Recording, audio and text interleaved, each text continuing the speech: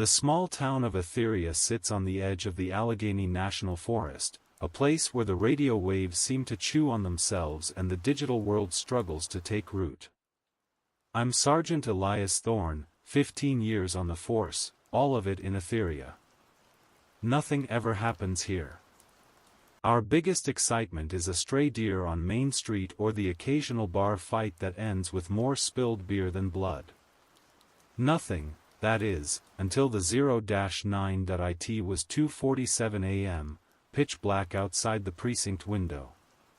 The kind of cold that seems to soak into the concrete and stay there. I was alone, nursing a lukewarm coffee, when the 911 line, the 09 as we call it, rang. It wasn't the standard, shrill chime. It was a flat, insistent burr sound, like a dying battery that I picked up. Atheria Police, Sergeant Thorne speaking. What is your emergency? A beat of static, then a low, wet sound. Not a voice. More like a heavy, labored breathing right against the mic. I felt the tiny hairs on my arms stand up. Hello? Sir? Ma'am? You need to speak to me. The breathing stopped. For a moment, I thought it was a prank or a technical glitch from a cell call bouncing off the distant towers. But then a noise started. It was an unmistakable sound, the slow, deliberate clicking of a police radio being keyed, click. Pause. Click. Pause. Click.it was rhythmic. A pattern. And it was coming from the other end of an emergency line. Who is this? Identify yourself. Are you an officer in distress? I pressed the trace button, but the screen flickered a persistent NO signal. Impossible. Our 911 system was landline-based, hardwired into the town grid. It always got a location, the clicking continued, but now, mixed in with it, was something else. A faint, high-pitched whining, barely audible beneath the line noise, like a siren playing backwards at a very low volume, then, a voice. It was deep, raspy, and sounded incredibly close, yet distorted, as if speaking through a mouthful of wet cloth. The cruiser is locked. The phrase was simple, but the delivery was pure ice. The sound of the backward siren swelled slightly, giving the voice an unsettling, echoing quality. What cruiser? What is your unit number? Where are you locked in? I demanded, already grabbing my vest. The voice chuckled, a horrible, guttural rasp, and the sound was immediately followed by a sharp, violent crack, like metal snapping. The cruiser is you. The line went dead with a deafening electronic shriek that I stared at the console. Time stamp on the digital log, 2:50 a.m. Duration, 3 minutes, 11 seconds. Source, unknown. The unsettling thing wasn't the threat, which was vague, but the precision. The reference to a police cruiser and the mimicking of the radio key. This wasn't a drunk dial. This was targeted that I was alone. The windows reflected only the deep black of the empty parking lot. My own patrol car, Unit A3, was parked right outside the main glass.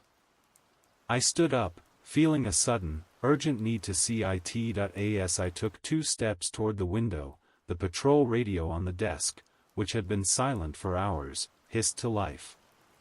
It didn't transmit a call.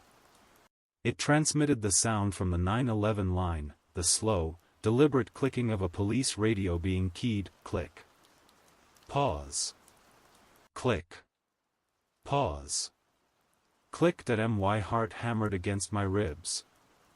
I knew, with absolute certainty, that no one was transmitting. The channel was clear. The sound was coming from within the radio itself. A phantom signal that I reached out a shaking hand to the volume knob to turn it off, but before I could touch it, the high-pitched, reversed siren sound erupted from the speaker, no longer faint. It was loud, dizzying, and it filled the small room with a chilling, electronic wail, and then, the radio spoke, in the same wet, distorted voice from the call. Only this time, it only said one word, a word that froze the blood in my veins because it was the one thing that should never, ever be part of a legitimate police call, and it was addressed directly to me. Thorne. I snatched my sidearm, bolted for the main door, and in the reflection of the glass, I saw the blue and red flashers of Unit A3 pulse once, an unauthorized, single, silent flash in the darkness. I slammed the door behind me and leveled my weapon at the empty patrol car, Unit A3. The flashers were dark again. The lot was silent. Just the hum of the distant town power lines and the rustle of dry leaves in the creeping forest wind that I circled the cruiser slowly, my flashlight beam cutting sharp circles in the cold air. The vehicle looked perfectly normal. No signs of forced entry, no damage, no condensation, nothing to suggest it had just transmitted a chilling, personalized message that I checked the doors. Locked. The windows were up. I shined the light into the cabin. The interior was pristine, exactly as I had left it 3 hours earlier. Yet, the memory of that single, silent flash of blue and red was burned into my retina. And that voice. Thorne. I lowered my weapon, feeling like an idiot, but the adrenaline wasn't fading. I had to confirm the source of that phantom broadcast that I unlocked A3, slipped inside, and immediately checked the dashcam system. It should have captured any in-car audio, any unauthorized transmissions from the police radio. I pulled the SD card and took it back inside. The station was waiting for me. The police radio on the desk was now completely silent, the volume knob still untouched. The 911 console was blank, showing the standard idle status. It was as if the last 3 minutes had been scrubbed from reality, save for the persistent, cold fear in my stomach that I inserted the SD card into the evidence computer. The software booted up, and I pulled up the recording for 2:47 a.m. The initial recording was clear, the sound of me shifting in my chair, the distinct burr of the 911 line ringing. Then, my voice, Atheria Police, Sergeant Thorne speaking. The recording confirmed everything. The heavy, wet breathing. The silence. And then, the unmistakable clicking of the radio key. It was clearer on this recording than over the phone. Click. Pause. Click. Pause. Click.my voice demanding an identification, then, the distorted voice, the cruiser is locked. The sound of the reversed siren. The guttural laugh. The metallic crack. The cruiser is you. And then, the audio log hit a brick wall.at the exact moment the voice said, "The cruiser is you." The recording file glitched. It didn't cut out, it didn't corrupt. It played a 3-second loop of digital white noise, a sound like 1,000 angry wasps, and then skipped straight to the moment I grabbed my vest and slammed the door, the final word, Thorne, which had come over the separate police radio, was nowhere on the dashcam audio log, because the dashcam only records the immediate environment of the cruiser. I pulled up the police radio system logs. Every incoming and outgoing transmission is logged by frequency, time, and unit ID. I scrolled to 2:50 a.m. The log was clean. There was no Unit A3, or any other unit, transmitting a signal at that time, but I checked the ghost frequency log. This log tracks attempts by non-authorized users to access our secured bands, usually kids with scanners, or severe weather interference, and there it was. At 2:50:05 a.m.an entry. Not a unit ID, but a raw frequency input, 460.000 MHz. A frequency that had been deactivated and reserved for a defunct county-wide dispatch system for over a decade. The log showed an incoming, unsecured burst transmission on that dead frequency. The duration was a mere 1.2 seconds. Too short to contain the entire message I heard, but the time stamp lined up exactly with the moment the radio had spoken my name, and the entry wasn't filed under interference or scanner. The system had logged it with a terrifying and unprecedented classification, code, Siren Echo. I zoomed in on the data associated with the Siren Echo code. It wasn't standard data. It was a string of raw digital packets, impossible to read. But at the very end of the string, one line stood out, a line that looked like a corrupted license plate number, or maybe something worse. A 3/locus null/10 code, 10-010-0. Officer down. But the most disturbing part was the A3. My cruiser.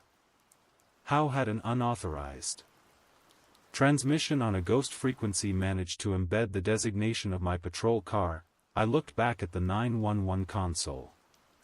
The trace on the original call failed, but the digital clock was still ticking. 3:05 a.m., the low burr of the 09 line sounded again. Same flat, dying battery sound that I didn't hesitate this time. I snatched the receiver, my blood pressure spiking. Atheria Police, Sergeant Thorne. This time, the sound was immediate. A low, slow, mechanical rubbing noise. Like someone was dragging a heavy chain across a concrete floor. And then, a sound that made me drop the phone, a very distant, muffled gunshot. A voice, different this time, younger, terrified, whispered into the phone, barely audible, as if speaking from a great distance through a thick wall. The siren is wrong. Don't turn on the siren. The call cut out instantly. I looked down at the console. Time stamp, 3:05 a.m. Duration, 7 seconds. Source, unknown. I looked out at Unit A3. My fingers were hovering over the key to the armory. I had to drive out there. I had to find where this call was coming from. And that meant using the cruiser, but the young voice had warned me. And the deep voice had declared, "The cruiser is you." I knew I had to go, but I also knew I could not turn on the lights. And I definitely could not turn on the siren. I didn't turn on the ignition immediately. I sat in Unit A3, the engine cold, the air thick with the smell of old coffee and fear. The young voice's warning, "The siren is wrong. Don't turn on the siren," was ringing in my ears. I knew I had to drive the cruiser, the one the distorted voice had claimed. The cruiser is you. It felt like climbing into the mouth of a beast. That I keyed the ignition. The engine turned over with a rough, heavy shudder that seemed to last too long. The dash lights flickered once, briefly dimming everything before settling back to normal. That I backed out of the lot silently, keeping the headlights on low beam. No flashers. No siren. Just the black and white ghost of a patrol car slipping into the deeper black of the town's outer roads. That if the calls weren't coming from our system, they were coming from a physical location that somehow bypassed or hijacked it. The only physical clue I had was the cryptic log entry, a 3/locus null. The null zone. Locals in Atheria used that term for the old county dispatch repeater site, a derelict concrete blockhouse and radio tower deep in the national forest, about 10 miles off the main road. The site was abandoned in the late 90s because the geography caused some kind of atmospheric interference, a null area that swallowed radio signals whole. They had even decommissioned the old 460.000 MHz frequency there. The same frequency logged with the siren echo. A horrible knot tightened in my gut. Whoever was on the line wasn't just a hacker. They were an archaeologist of our local police failures, digging up the history of dead frequencies and abandoned places. I drove the 10 miles in absolute silence. No music. The police radio was completely dead, no static, no chatter, just a terrifying vacuum where there should have been the normal pulse of the airwaves. This was unnatural. Even in the deepest parts of the forest, the radio should at least pull in the white noise of the universe. The car felt like a Faraday cage, sealed off from the outside world. When I pulled up to the null zone, my headlights illuminated a rusted chain-link fence, topped with brittle razor wire, and a sign bleached white by 2 decades of sun, danger, restricted area. Behind it loomed the tall, skeletal radio mast, swaying slightly in the constant, cold wind that I killed the engine. The sudden silence in the cruiser was deafening. I grabbed my heavy-duty flashlight and my spare cuffs, a formality, since I didn't know what I was planning to cuff. Stepping out, I immediately noticed the ground. The soil around the entrance was soft, wet clay. And cut into the mud, leading from the rusted fence line all the way to the heavy steel door of the concrete blockhouse, was a long, shallow furrow. It looked exactly like something had been dragged across the ground, and then I found it. Right near the blockhouse door, jammed between 2 jagged pieces of rebar that jutted from the crumbling foundation, was a link of metal. A single, heavy, rusted loop. A link of chain, the sound from the second 911 call, the slow, mechanical rubbing of a heavy chain across concrete, was suddenly real, physically present, and right at my feet. My flashlight swept toward the steel door. It wasn't locked. It was slightly ajar, maybe half an inch, enough for a sliver of darkness to leak out. I nudged it open with the toe of my boot. The smell hit me first. Not the metallic scent of blood, but something colder, more sterile, like old ozone and decaying copper wiring. I stepped inside the blockhouse, my flashlight beam cutting through cobwebs and dust motes. The main room was small, a single console desk sitting against the far wall, covered in decades of grime. The air here was dead, heavy, like the sound of my heartbeat was the loudest thing in the county. I approached the console. It was an antique dispatch station, all rotary dials and analog gauges, nothing digital. But sitting on the dusty surface, in the exact center of the table, was a brand new, modern police handheld radio. A Motorola APX. One of our new models, and it was switched on. I could see the faint green digital readout. The frequency display was locked onto 460.000 MHz. The dead channel. As I reached for the radio, a sound came from the darkness in the corner of the room. A storage closet I hadn't noticed. Click. Pause. Click. Pause. Click. The sound of the radio key, perfectly dry, perfectly clear, coming from the depths of the small, dark room.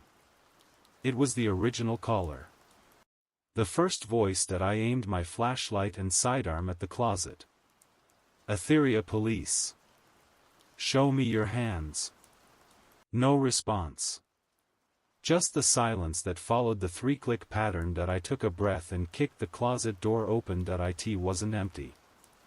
It was a maintenance locker, filled with old cables, spare vacuum tubes, and a stack of moth-eaten dispatch logs. But right in the middle, illuminated by my light, was a figure. It was wearing an old-style Atheria PD uniform. The badge number was obscured by shadow and grime. The figure was slumped over a pile of yellowed paperwork. It wasn't moving, but it was holding a large, antique handheld radio against its chest. And as my light hit it, a voice, clear, younger, and utterly defeated, drifted from the radio in the closet. The voice of the second caller. He's been here a long time, Sergeant. He's the one who was locked. We all are. The figure in the uniform wasn't dead. Its eyes were open, wide and staring, but its hands were frantically working at the buttons of the old radio it held, pushing the talk button, again and again, generating the repetitive, chilling pattern, click. Pause. Click. Pause. Click, but the chilling detail was the uniform. It was the uniform of Officer David C. Elias, who vanished from this town 15 years ago.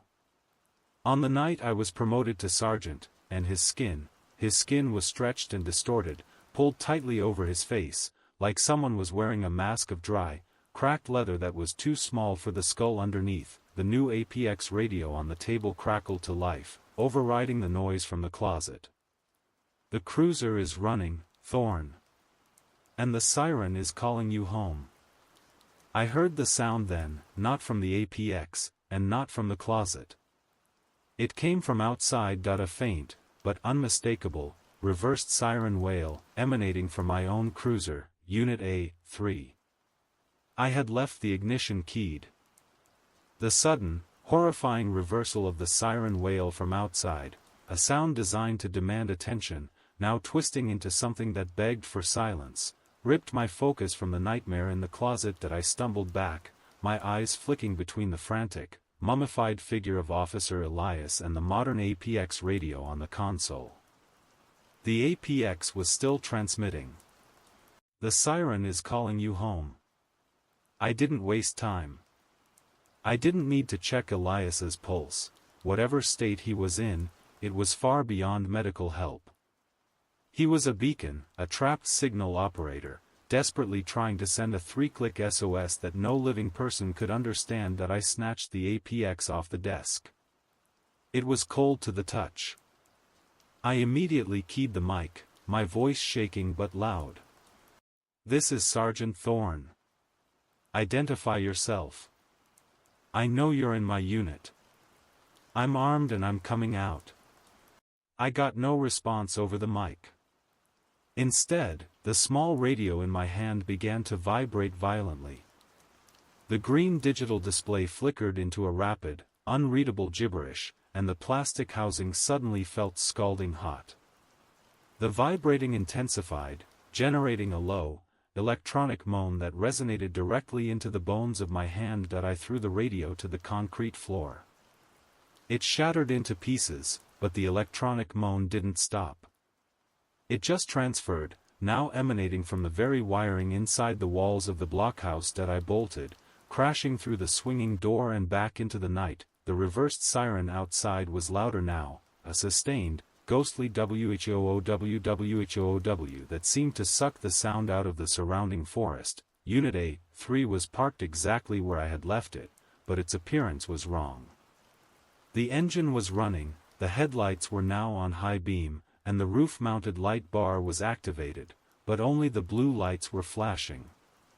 A slow, methodical, silent pulse of deep, icy blue that illuminated the cab interior in a sickly pallor. As I approached cautiously, weapon raised, I saw that the driver's seat was empty. No one was in the cruiser. It was driving itself, and then I saw the detail that made my stomach churn. Affixed to the center of the steering wheel, right where the police logo should be, was a small, circular piece of reflective tape. On it, scrawled in what looked like dried mud or rust, were 3 symbols, 10 to 7, 3. The old 10 codes for, out of service/off duty, arrived at scene, and situation clear.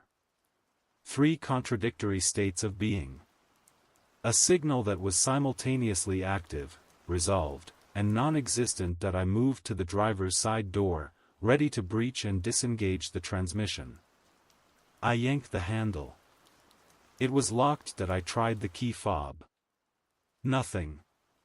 The cruiser was sealed. I pressed my face against the window, shielding the glare of the blue light. On the passenger seat, something was lying flat. A standard Atheria PD issue map book, but it was open, and a section of the Allegheny National Forest had been heavily marked with a thick, black pen. The map showed 3 distinct points: the precinct, the null zone blockhouse, where I was now, a place labeled Old Elias Road, a forgotten logging track leading deeper into the deepest part of the forest, right to the edge of an old, abandoned quarry. And connecting the 3 points was a single, sweeping, hand-drawn circle. A loop. Before I could react, the car transmission shifted itself with a heavy clunk into drive. The tires spun briefly on the wet clay, and Unit A3 began to move, accelerating slowly but deliberately down the rough track leading to the old Elias road.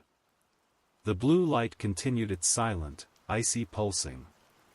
The reversed siren wailed on. I scrambled back, drawing my backup radio, a smaller, less powerful unit I carried on my belt, and desperately tried to connect to the main dispatch channel. Static. White noise.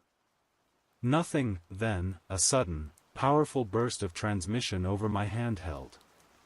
It wasn't the voice. It was pure electronic noise, but arranged into a distinct pattern. It was the sound of a human scream, a short, sharp burst of absolute terror, but digitized and played at high speed, like a demonic ringtone, and right after the scream, a single, clear voice, close, but not human. A voice made of pure signal. Check the trunk, Thorne. See the cost of the key. I looked down the road. Unit A3 was already 50 yards away, disappearing into the tree line, its pulsing blue light looking like a predatory firefly. The trunk. I turned and sprinted back toward the null zone blockhouse. The key to Unit A3 was on my belt, but it wouldn't open the doors. The cost of the key. The only other key was Elias's old one. I burst back into the closet.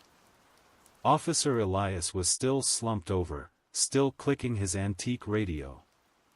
I tore the worn keys from his belt. They were old, heavy, and the metal was darkened with decades of use. I raced back outside, sprinting after the path the cruiser had taken, the heavy chain furrow now clearer than ever.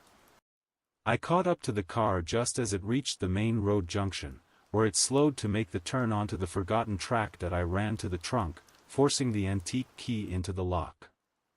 It ground loudly, resisting the turn, but then finally gave way. The trunk popped open. It was completely empty, save for a single item placed meticulously in the center.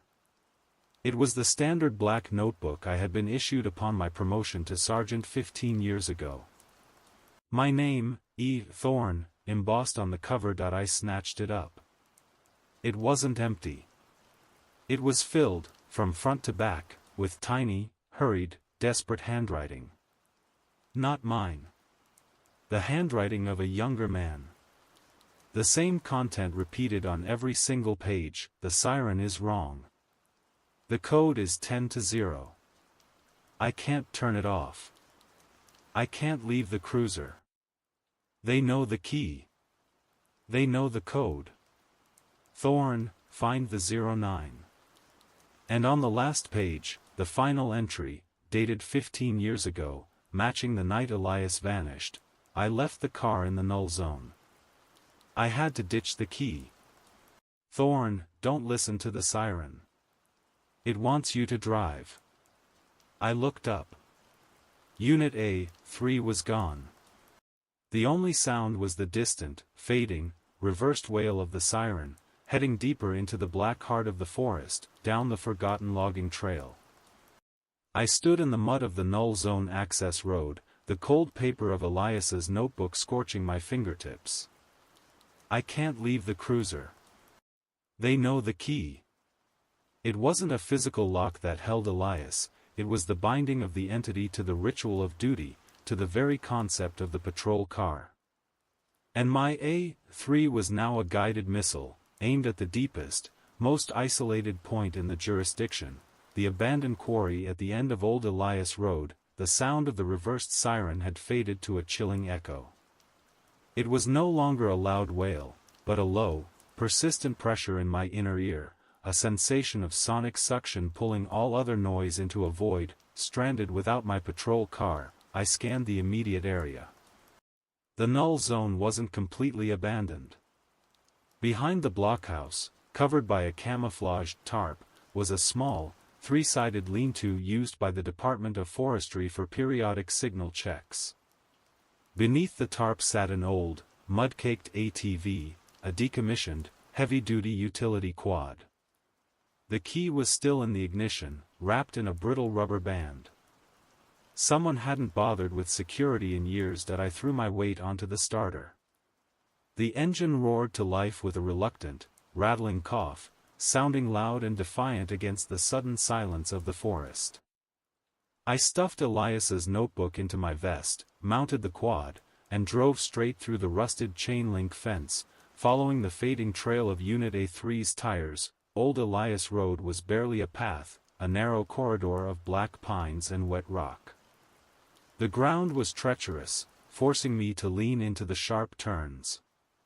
As I drove deeper, the air grew colder, and the faint, reversed siren began to climb in volume again. It was subtle, insidious, and it started to affect my perception.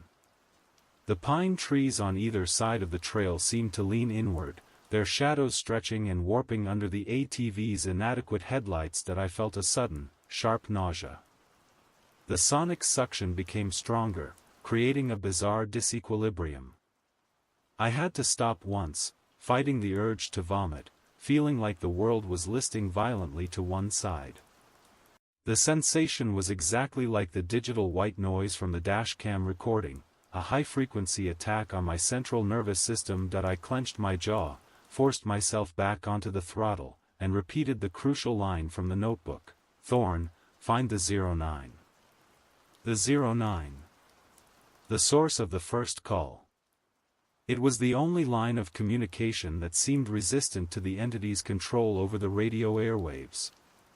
It was a lifeline that had led both Elias and me into this mess. After another terrifying 5 minutes, the dense tree line broke, and the ATV headlights washed over a massive, open space. The quarry.it was an immense pit, steep walls dropping 50 feet to a pool of stagnant, black water that looked deep enough to swallow the entire town. The air here was heavy with the mineral scent of wet rock and stagnant decay, and there it was. Unit A3, parked exactly 50 feet from the sheer drop-off. Perfectly aligned, like a ceremonial sacrifice, the engine was running, humming quietly in the stillness. The blue roof lights continued their slow, silent pulse. The reversed siren had finally stopped, replaced by an absolute, chilling vacuum of sound that I killed the ATV engine and dismounted slowly, my heart pounding a panicked rhythm against the quiet. The ground here was gravel and loose shale, making every step a loud betrayal. The driver's door of A3 was still locked. I approached the front of the vehicle. The license plate was covered. Not by mud, but by a precise sheet of old, brittle paper, a police report. A report filed by Officer D. Elias, dated 15 years ago, reporting the theft of a departmental radio from the null zone. That I moved around to the rear, my focus entirely on the locked doors, expecting a confrontation, but the trunk was open again. That I lowered my flashlight beam. The trunk was not empty. Resting on the rubber mat, draped over the lip of the vehicle, was a heavy, dark piece of fabric. That it was my old uniform jacket. The one I had hung up in the station closet hours ago, the one with the tarnished sergeant's stripes. It was clean, freshly pressed, and arranged with perverse care, and beneath the jacket, centered in the trunk, lay a standard, unmarked evidence bag. That I hesitated, the memory of the chilling voice echoing, "Check the trunk, Thorne. See the cost of the key." I reached out and carefully lifted the bag. Inside, resting on a bed of dry, white cotton, was a single, disturbing item. Human tooth. It was an upper molar, perfectly white, with a small, gold filling. It wasn't the cost of Elias's key. It was the cost of mine, and beneath the tooth, almost completely obscured by the jacket, a single piece of police tape had been stretched taut across the inside of the trunk. Scrawled onto the tape, in the same crude lettering as the message on the map book, was a single, cryptic instruction, "Call 10-0." I stepped back, realizing the horrifying implication. This wasn't just a ghost controlling a car. This was a force using our codes, our equipment, and our history to demand a specific action. A command to call the officer down code. As I stared at the trunk, the dome light inside A3 flickered, and the car radio came on. Not the police channel. Not the 911 channel. Just a local AM frequency, suddenly blasting a wave of pure, old-fashioned music into the dead air of the quarry. A high-pitched, slow, syrupy song from the 1950s, a crooning vocalist singing about a final, fateful trip. A song about a sweetheart going home. The music, utterly alien in this horrific context, was amplified by the car's speakers to an unbearable level. And I saw the backup camera display on the dash flare to life. It was broadcasting a clear, crisp image of what was directly behind the vehicle. It was me. The immediate, jarring intrusion of 1950s crooning music into the desolate quarry air was a psychological assault. It was wrong, a saccharine soundtrack to a horror movie. My eyes darted to the cruiser's dashcam feed, which was now displaying my own terrified face in the deep, black mirror of the screen. I was being watched, monitored, and mocked through the vehicle's own systems. The instruction on the police tape was clear: call 10-0. I understood the code, officer down, but the police radio was dead. The 911 line was compromised. And I had shattered the new APX radio. I realized the entity wasn't demanding a radio call. It was demanding a ritual.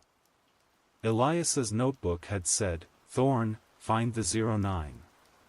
The 09 wasn't just the 911 line, it was the start of the sequence. It represented the emergency, the distress.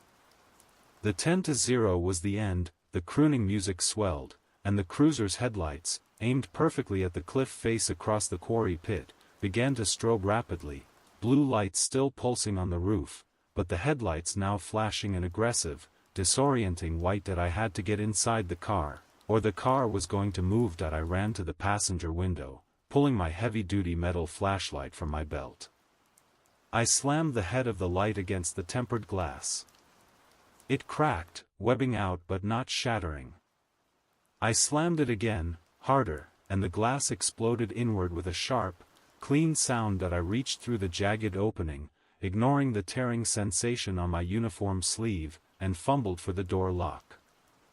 I flipped the toggle, and the central locking system, controlled by the entity, shrieked a single, high-pitched electronic tone of protest. The door remained locked. The entity was actively fighting my attempt to breach the vehicle. I yanked my arm out and tried the steering column. No success. The key was still locked in the ignition, and the gears were engaged in drive. The music reached its crescendo, the sickly sweet chorus of the sweetheart going home repeating a final time. And then, the engine pitch suddenly changed, rising to a high, strained whine.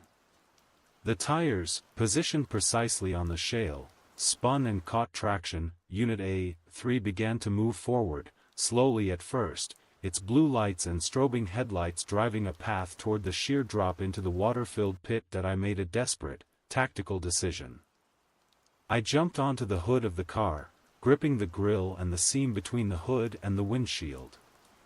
I had to stop the vehicle. My flashlight had done its job on the side window, but now I needed the other tool of the trade, the 09. I reached into my vest and pulled out my personal cell phone, the one I kept strictly off-duty, for family. It was a 911 line bypass. The true 09, clinging to the hood, I punched the numbers, 9-1-1. I mashed the call button, putting the phone on speaker and bracing myself against the windshield. It rang, not with the standard clear chime, but with the same dying, insistent burr from the precinct console. The car continued to roll, the front tires now kissing the loose gravel at the edge of the pit. One more second and it would be a 50-foot drop. A voice answered, the same young, terrified whisper from the second call, 911. Please hold. No. Listen to me.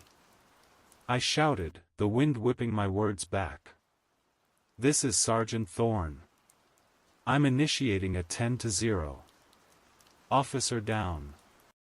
Unit A3 is compromised at the old quarry. I am reporting an officer down. I yelled the code, making the required ceremonial report to the source of the emergency. The car shuddered violently. The engine noise choked into a ragged cough. The voice on the phone responded, but it was overlaid with a new, stronger sound, the deep, guttural rasp of the first entity. The code is invalid. The key is in the water.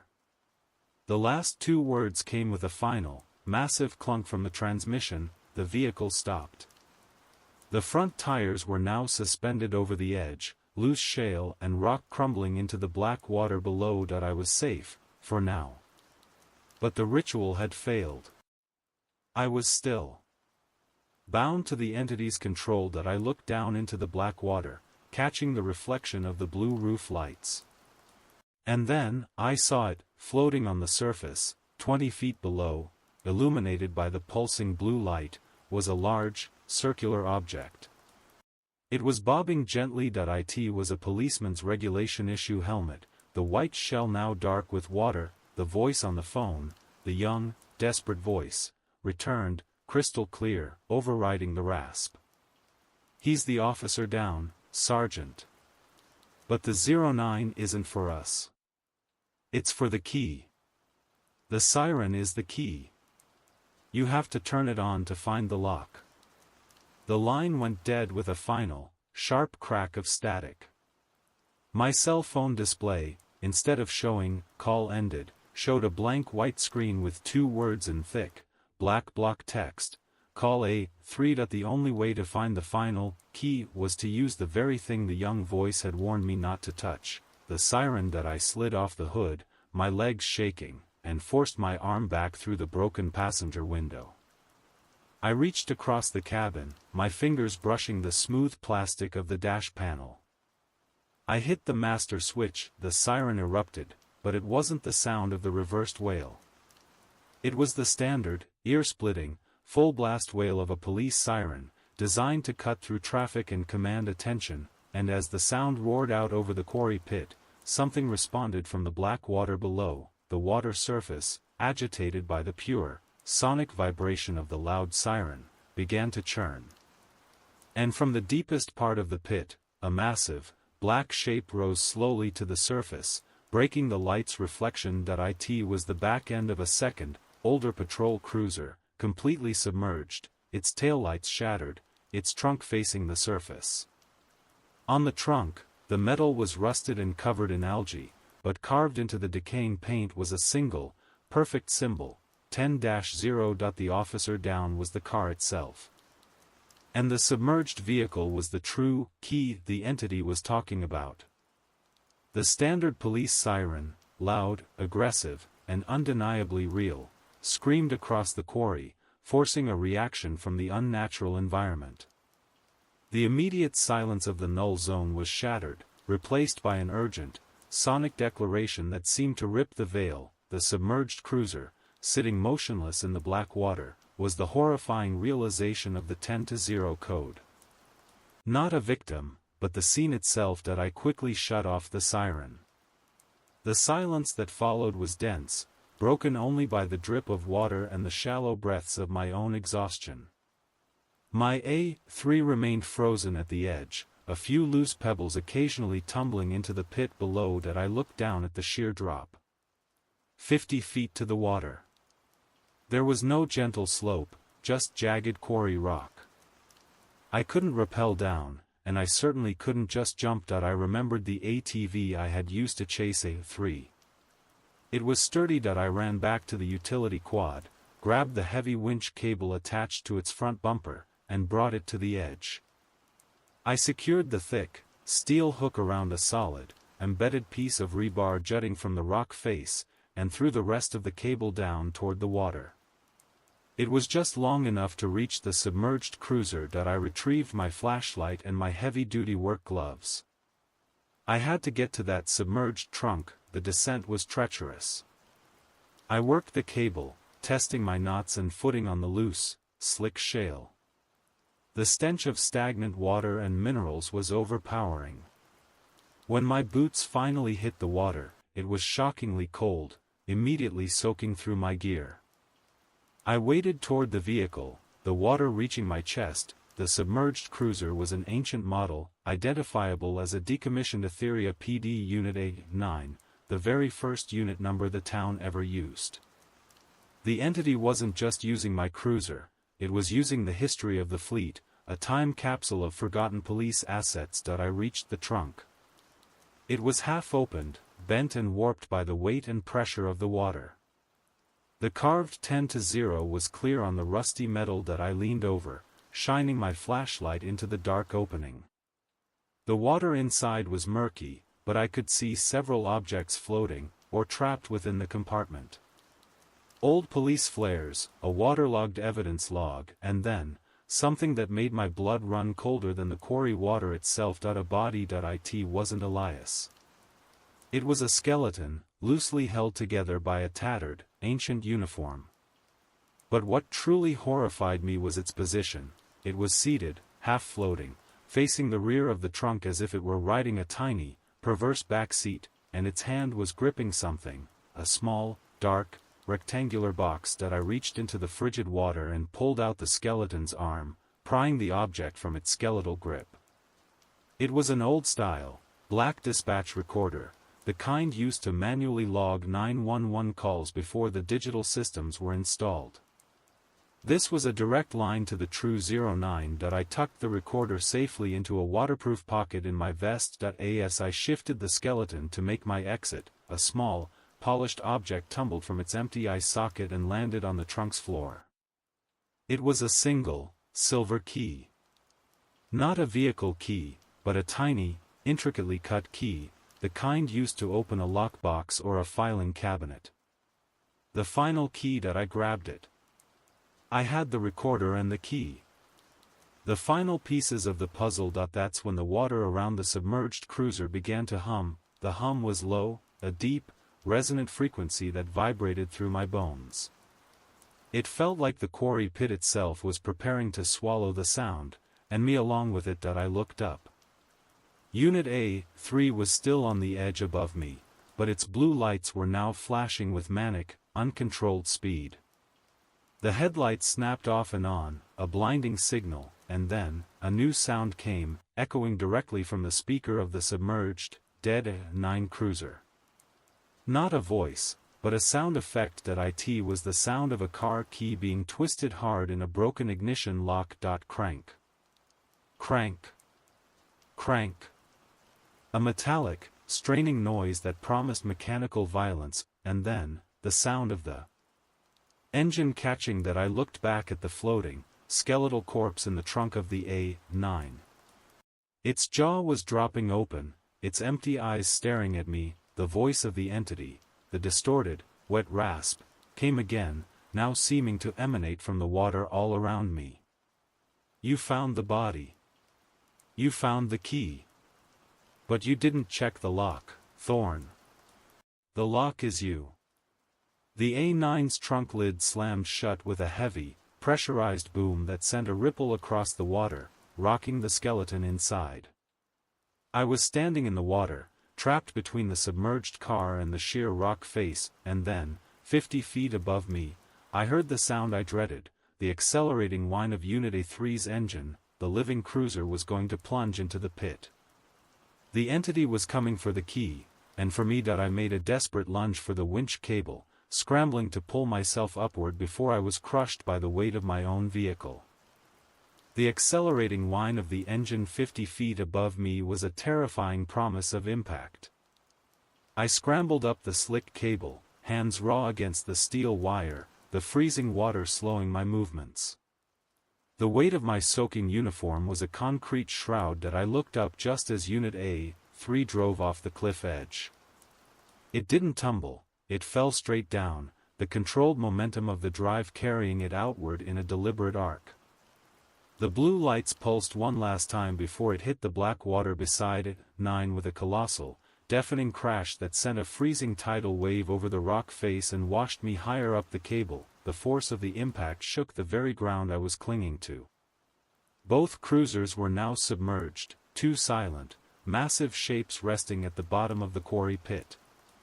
The air was filled with the smell of gasoline and oil bubbling to the surface that I used the last of my strength to pull myself over the edge, collapsing onto the loose shale above the drop. Exhausted, shivering, and bleeding, I was alive. And I had the key. I had the recorder that I didn't waste a second.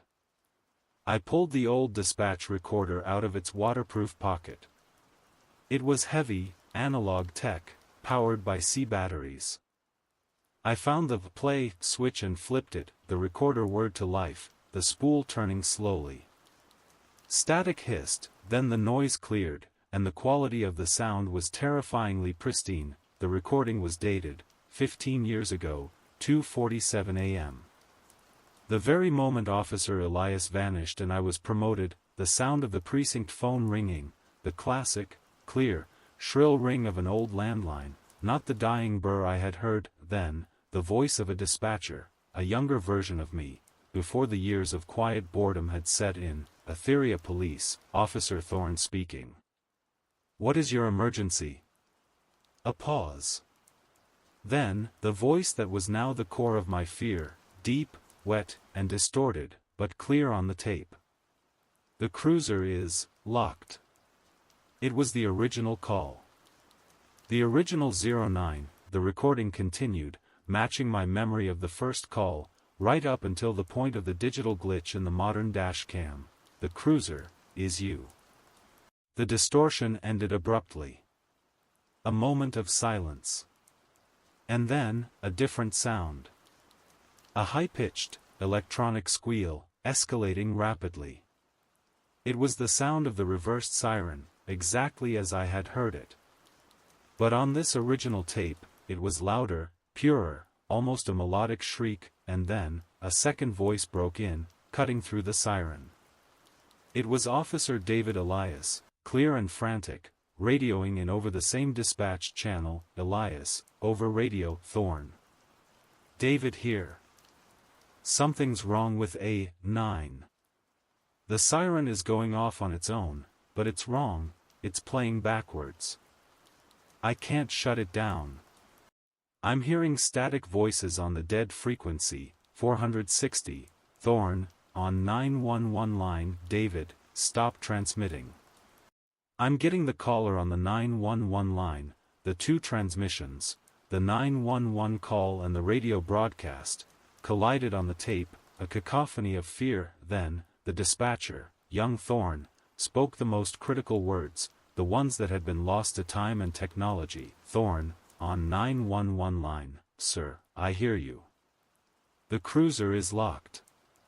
I am dispatching Unit A9 to your location right now. Officer Elias is en route.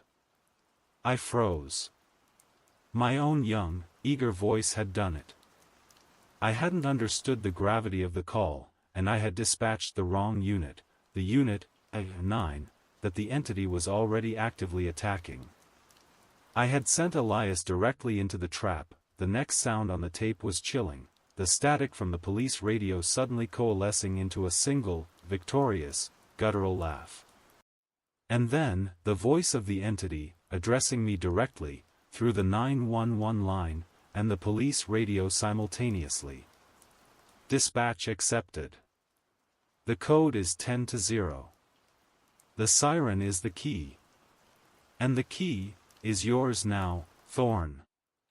The tape ended with a metallic crack, the sound of the dispatch recorder being violently struck or dropped. The recorder stopped turning that I slumped back against the rock. The entity wasn't just in the cruisers, it had been summoned by my mistake. 15 years ago, by my dispatch of Elias to his death. And it had used the siren as a psychic tether, locking him to Unit A9, forever trapped in the officer down status in the null zone. The silver key in my hand was the key to this whole nightmare. The key to the final lock. But the entity had said, the lock is you. I looked down at the tiny key. It was a lockbox key. The only lockbox I ever used was the small, secured filing cabinet in my office at the precinct, the one that held the personnel files for active and inactive officers. That I knew exactly what file that key belonged to, Officer David C. Elias. That I had to get back to the precinct. I had to open that file and find out what the real 09 was, the true emergency that Elias was trying to warn me about before he was permanently silenced by my Ms-dispatch. As I began to climb back to the ATV, I heard the single, flat burr of a ringing phone. Not my cell. Not the radio. It was coming from the abandoned blockhouse. The landline. I sprinted toward the null zone building. The 911 console inside was completely dark, but the receiver was dangling off the hook, swinging slightly. It was transmitting a sound, not receiving a call. I snatched up the phone. The line was active. And it was transmitting the young, terrified whisper I had heard before. But this time, the whisper was frantic and repetitive. The siren is wrong. The siren is wrong. The siren is wrong, and underneath the whisper, the faint, low-frequency pressure returned, the silent, reversed wail of the siren, calling me back toward the only place I knew the lock was waiting. I dropped the 09 receiver in the null zone blockhouse. The chilling, looped whisper, "The siren is wrong," was still echoing from the handset as I ran. The entity was now using the direct landline to sustain the illusion of distress, ensuring the sound would continue to draw me. I tore back to the ATV, started the engine with a desperate roar, and didn't look back at the quarry pit.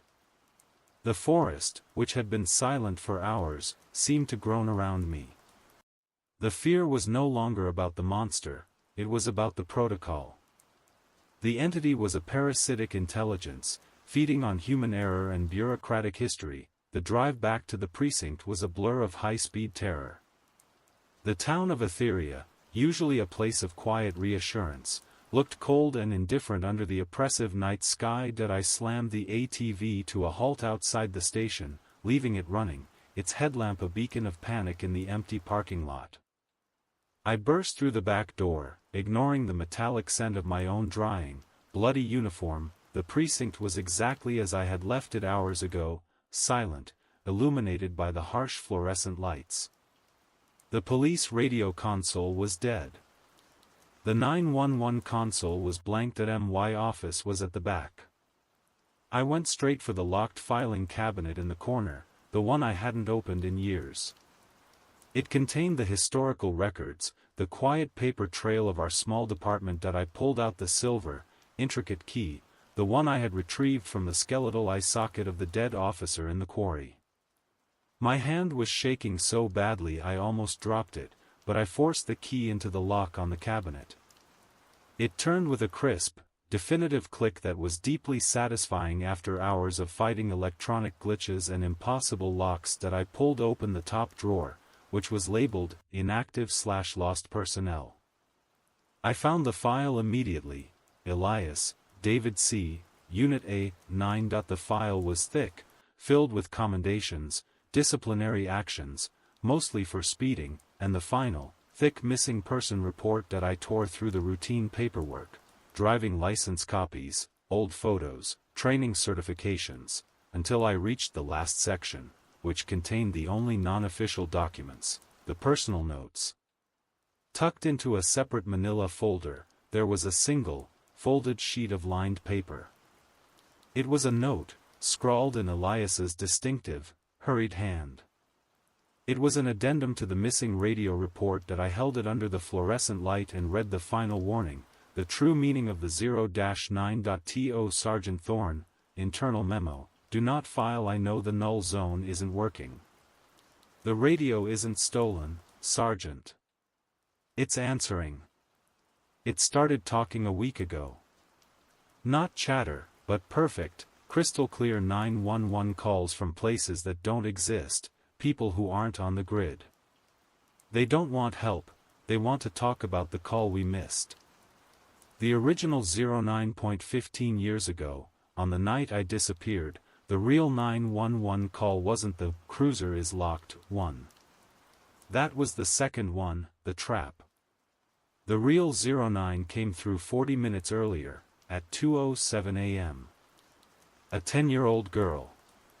She called because she could see her neighbor, Mr. Harrison, outside, and he wasn't wearing clothes, and he was covered in what she called black oil. I went to Harrison's. He was gone. The girl's father, confused, came to the station later and retracted the report. I accepted it. We closed the file as unfounded/false alarm. But the siren, it's been telling me the truth. Mr. Harrison never left. He was the first sacrifice. The siren is playing backwards because the first call was reversed. It wasn't a distress call for help, it was a distress call for us to stop. The entity is the reversed 09, summoned when we ignored the original, real emergency. Its purpose is to force the department to run the protocol until a true 10-0 is confirmed that I'm going back to the null zone. I have to lock the system down before it targets a living officer. If you find this, don't look for the cruiser. Look for Mr. Harrison's address.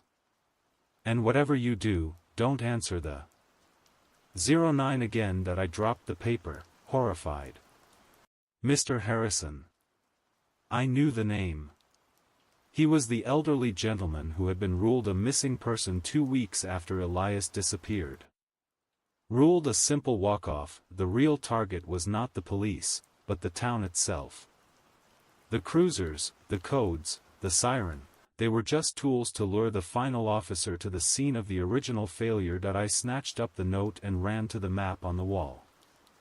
I found the address for Mr. Harrison's old cabin, 79 Juniper Lane, just on the town's outer edge, bordering the same stretch of forest as the null zone. Before I could grab my shotgun from the rack, the lights in the precinct, all the harsh fluorescent bulbs, flickered once, then violently exploded, showering the room in broken glass and plunging the station into absolute darkness. The emergency lights kicked on, bathing the interior in a sickly red glow, and from the now darkened 911 console, a sound filled the silent, empty room. Not the burr of a phone, but the deep, resonant, wet voice of the entity, amplified through the office speakers. The siren is wrong, Thorne. But the girl saw the lock. And the girl is waiting. I looked down at the map, illuminated by the red emergency glow. 79 Juniper Lane. The address of the original, ignored distress call. The one that started it all. The loss of light was the entity's final act of seizing control over the precinct. Plunged into the pulsing red glow of the emergency system, the station felt like a submerged submarine. The entity's voice, echoing through the dead air of the internal speakers, "The girl is waiting," was the final hook that I knew I couldn't call for backup. The radio was compromised, and the neighboring county was a 40-minute drive away. This was my mistake, my protocol failure, and my consequence. I grabbed the combat shotgun, loaded it with heavy slugs, and shoved extra shells into my pockets. That I left the ruined precinct and drove the ATV back into the night, using the map and my flashlight to navigate to 79 Juniper Lane. Juniper Lane was a winding, dead-end street lined with old, dilapidated cabins belonging to seasonal residents. Mr. Harrison's place was at the very end. The engine noise of the ATV was now deafeningly loud in the silence. When I arrived, the ATV's headlight cut across a scene of unnerving domesticity. A small, wooden cabin sat dark and quiet. There was a rusted mailbox leaning precariously on a post, and a swing set in the yard, its chains swaying gently in a non-existent breeze. That I cut the engine. The silence was immediate and profound. The air here was thicker, colder, and held a subtle, sweet, chemical smell, like old, drying fuel. That I approached the cabin slowly, shotgun held high. The front door was slightly ajar, hanging off one hinge. I pushed it open with the barrel of the shotgun. Inside, the cabin was a wreck. Furniture was overturned, shelves were stripped, and everything was coated in a fine layer of dust and decay. But what drew my eye immediately was the floor. It wasn't blood, but the black oil the girl had described 15 years ago. A thick, viscous substance that had pooled on the wooden floorboards, drying into thick, tar-like patches that covered the entire living room. It smelled faintly of metallic ozone and burnt copper, the same smell I had encountered in the null zone blockhouse. I followed the trail of the substance. It led to a small, narrow hallway and ended at a closed bathroom door. I kicked the door in. The bathroom was small and tiled. There was no black oil here. But sitting in the middle of the room, on the closed toilet lid, was a single, small, porcelain doll. It was old, its painted eyes wide, its dress yellowed with age. I aimed the flashlight at the doll, keeping the shotgun steady. This had to be the girl. The entity was using her as a lure, perhaps possessing the doll. The room was silent, but then a sound came, emanating not from the doll, but from the porcelain tiles beneath my boots. A soft, wet, snapping noise. I lowered the flashlight. The tiles weren't clean.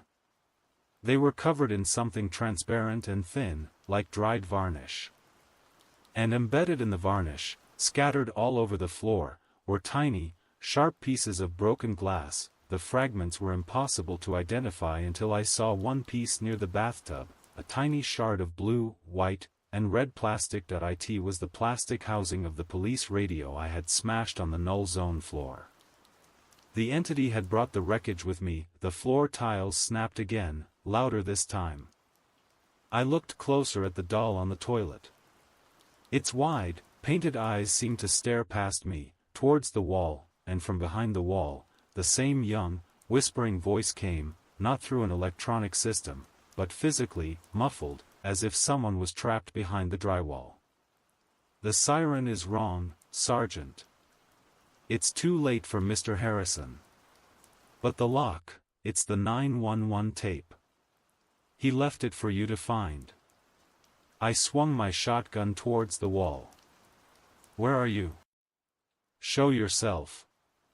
The whispering continued, frantic now. "The reverse, it's the key. Reverse the tape. The code isn't 10 to 0. It's the dispatch. You have to undo the dispatch." I looked back at the porcelain doll. One of its painted eyes was missing, revealing a tiny, deep hole in the porcelain. I reached out and carefully inserted the silver key, the key I had taken from the skull in the quarry, into the eye socket. The key locked immediately. The doll's mouth snapped open with a tiny, sharp crack. And out fell a small, rectangular object. It was another piece of the puzzle, a miniature reel of magnetic tape, the kind used in the old dispatch recorder. The one I had used back in the null zone. I knew what I had to do. I pulled the dispatch recorder from my vest and carefully fitted the miniature reel onto the spindle. I pressed the rewind button. The machine whirred loudly. The original 09 call, the one where I dispatched Elias to his death, played backward at high speed, becoming a high-pitched, chaotic screech. I waited for the spool to stop. The entity was silent. The whole cabin seemed to hold its breath. When the reel stopped, I pressed play. The tape began to play forward again, from the very beginning, sound of the phone ringing, 15 years ago. "Young Thorne, Atheria Police, Officer Thorne speaking. What is your emergency?" The entity, distorted. "The cruiser is locked." But this time, when I was about to give the fatal dispatch, the distorted voice of the entity, trapped and reversed on the tape, was overridden by the tiny piece of miniature tape. It played a single, crystal-clear message, Elias's voice, recorded right before the original tape started. "Thorne, the 09 is invalid. Do not dispatch A9. Repeat, do not dispatch A9. Unit A3, Elias's actual code, is holding. Situation is clear. The 10 to 73 code, situation clear. The code that should have stopped the dispatch. The entity's entire ritual was built around the protocol I had failed to execute. The tape cut out. Silence, but the silence was broken by a sudden, heavy pressure on the floor beneath the black oil. A massive, shifting weight, the floorboards in the living room began to buckle and splinter, the black oil oozing faster. A massive, wet, black hand, pure, solidified black oil, covered in shards of glass and decaying metal, erupted from the floor. The final lock had been found, and the key had been turned. The entity was fully manifested. The physical manifestation of the entity was an absolute horror. It wasn't spectral, it was a physical, grotesque mass of the black oil the girl had described, now solidified and covered in the debris of the nightmare, broken radio glass, twisted pieces of metal, and fragments of what looked chillingly like bone. It emerged from the splintering floorboards, growing larger, heavy and viscous, fueled by the corrosive power of the ignored distress call. The hand, roughly the size of a car tire, gripped the remnants of a wooden chair and crushed it to splinters, the sound absorbed by the entity's dense mass. Its form wasn't solid, it pulsed with a low, deep frequency that I could feel in my teeth, the essence of the reversed siren, now made flesh. I backed into the small hallway, raising the combat shotgun. The entity was blocking my only exit. You wanted the protocol, I spat, my voice hoarse. You wanted the correct 10 code. You already heard it. The main mass of the entity rose higher, forming a rough, towering torso. Its face was a swirling vortex of black, oily sludge, but the center of the vortex held a single, constant point of light, the cold, pulsating blue of a police beacon. A horrible, grinding sound emanated from the mass, a sound like gravel being chewed by a failing transmission. The entity spoke, the voice deep and resonant, no longer distorted, but filled with absolute, pure electronic malice. The code must be delivered, Thorne. Into the source. You failed the dispatch. Now, you complete the 10-0. It lunged. The movement was fast, silent, and fluid, defying its massive weight. I didn't hesitate. I pumped the shotgun and fired twice, aiming for the core where the blue light pulsed. Blam. Blam, the slugs hit the mass with explosive force. The entity didn't bleed, it splashed. The black oil flew outward, hitting the walls and ceiling with the force of heavy rain, leaving behind steaming, corrosive stains. The mass paused, recoiling slightly, and the pulsing blue light dimmed. But the damage wasn't permanent. The black sludge immediately began to coalesce and reform, drawing the splattered oil back into its center. I was out of time. The shotgun was a temporary shield, not a solution. The entity wanted me to complete the ritual. It wanted me to declare the real 10-0. I remembered Elias's final recording. Unit A3 is holding. Situation is clear. 10-73, and the final message on the dead A3's dashboard, 10-7, 3. The entity's ritual had two parts, the failed dispatch, the 911 call, and the false 10-0, the submerged cruisers. To defeat it, I had to complete the protocol correctly, but in reverse. I couldn't stop the entity with violence, I had to resolve the crisis. I reached into my vest and pulled out my personal cell phone, the one that had successfully completed the 09 call at the quarry. The screen still read, call A3. I hit the call button, ignoring the impossibility of connecting to a now submerged vehicle. The line immediately connected, not with the burr, but with a loud, electronic hiss of pure static. The entity saw the phone and let out a mechanical shriek, a sound that vibrated the very air, cracking the floor tiles beneath my feet. It realized what I was doing. It lunged again, its oily hands smashing the wall inches from my head. I ignored the terror, ignoring the physical threat. I held the phone up to my mouth, into the source of the entity's communication. I spoke the correct, final, and true protocol for a resolved crisis. I was correcting my 15-year-old failure, reversing the curse of the ignored call that I shouted the code, not 10-0, but the correct resolution. This is Sergeant Thorne. Unit A-3 is 10-73. Repeat. Unit A-3, situation clear. All remaining units are 10-7. 10-7, out of service/off duty. The entity let out a high-pitched, agonizing scream, not mechanical, but raw and electronic, like a circuit board being violently overloaded. The blue light in its core violently strobed, and the mass began to tremble. The black oil was no longer being drawn back, it was being violently expelled.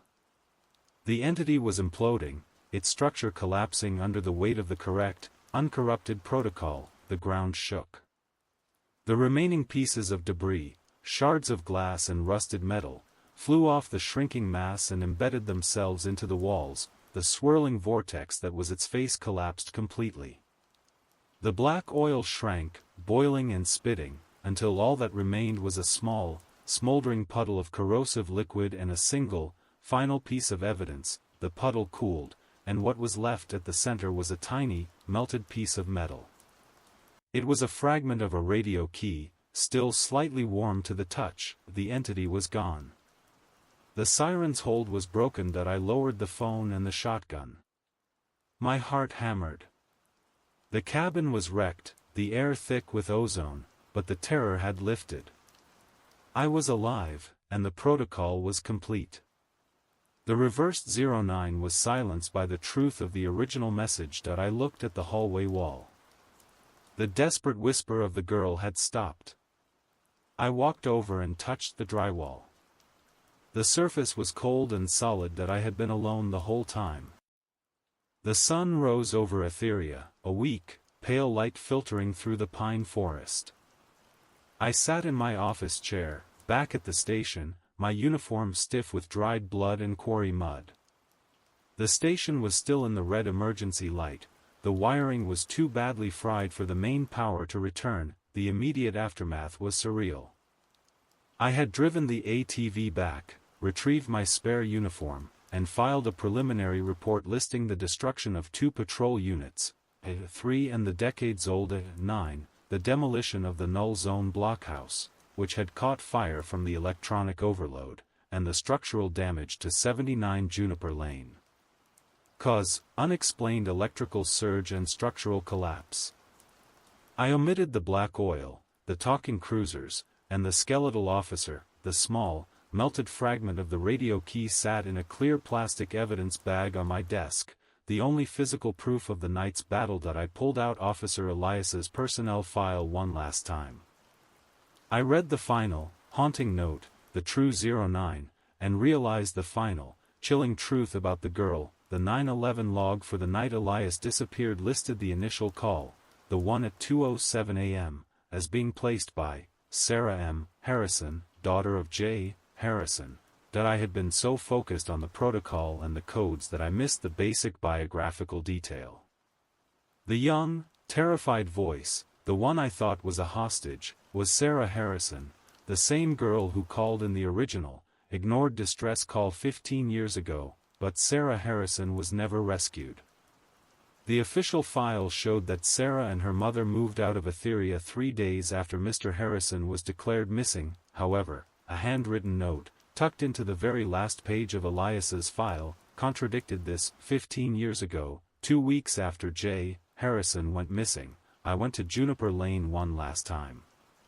The house was empty. The daughter, Sarah, didn't move. She was the final victim of the reversed call. The siren caught her first. The real lock, the true 10-0, is that the distress call never ended for her. She is still calling. She is still the original 09, the young, whispering voice I heard wasn't a girl trapped behind the drywall, or a ghost in a porcelain doll. It was the echo of the original, unresolved emergency call, trapped in the null zone frequency, desperate for someone to complete the protocol correctly. By correctly dispatching 10 to 73, situation clear, I had finally resolved the 15-year-old emergency.